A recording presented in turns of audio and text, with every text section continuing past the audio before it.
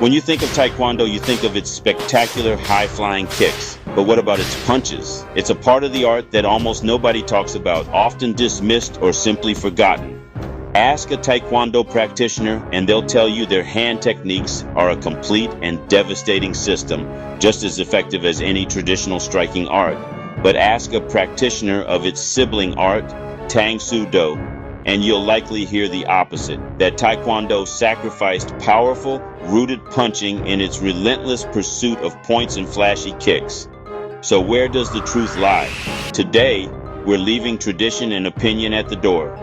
We are putting both arts through a rigorous biomechanical analysis, examining everything from punching mechanics and rotational power to kinetic chain efficiency, impact speed, and real-world effectiveness.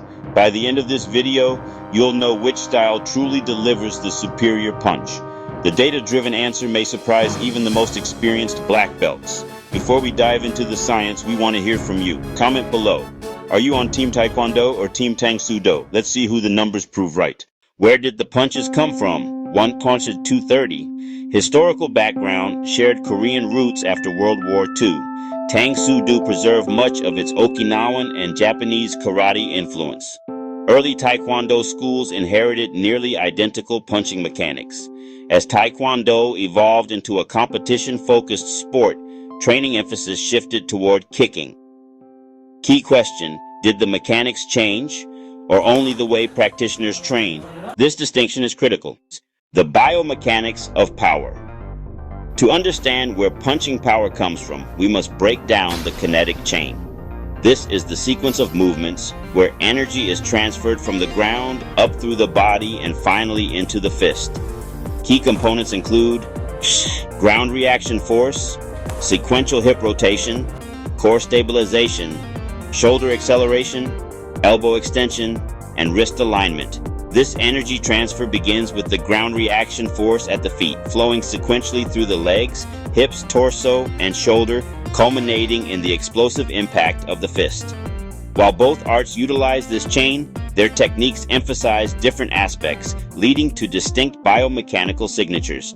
Tang Soo Do, larger hip rotation, longer stance, pronounced chamber, greater trunk rotation, longer acceleration pathway. Its advantages are clear: higher peak force from excellent body weight transfer, resulting in heavy impact.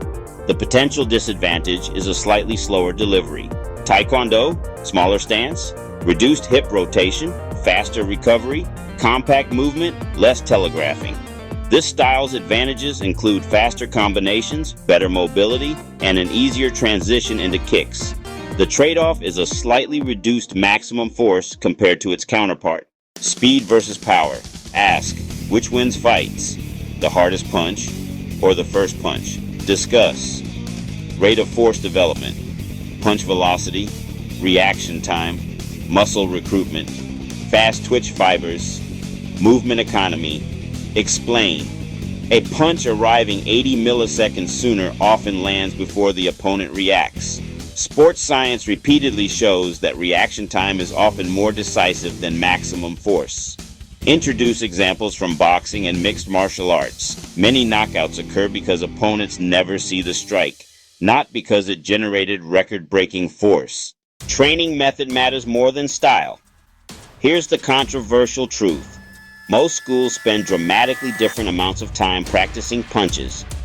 Tang Soo Do classes often include heavy bag work, pad drills, one-step sparring, power development, kata applications.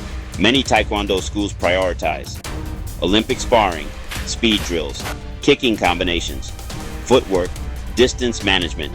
Ask viewers, if one school practices punching 3 times more often, should we credit the style or the training methodology? This is where many black belts become uncomfortable. Real-world application. Consider practical self-defense situations. At close range, hooks, uppercuts, straight punches, palm strikes often become more useful than high kicks.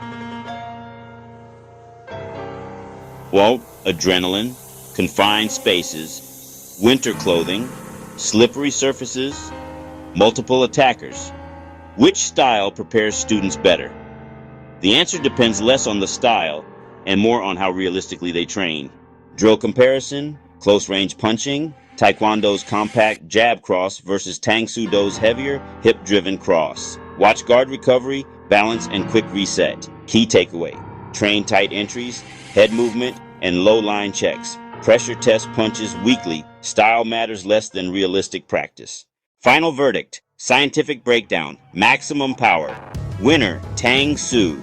Do greater rotational mechanics and longer kinetic chain generally produce more impact? Punching speed. Winner, Taekwondo. Smaller movement patterns produce faster delivery and recovery.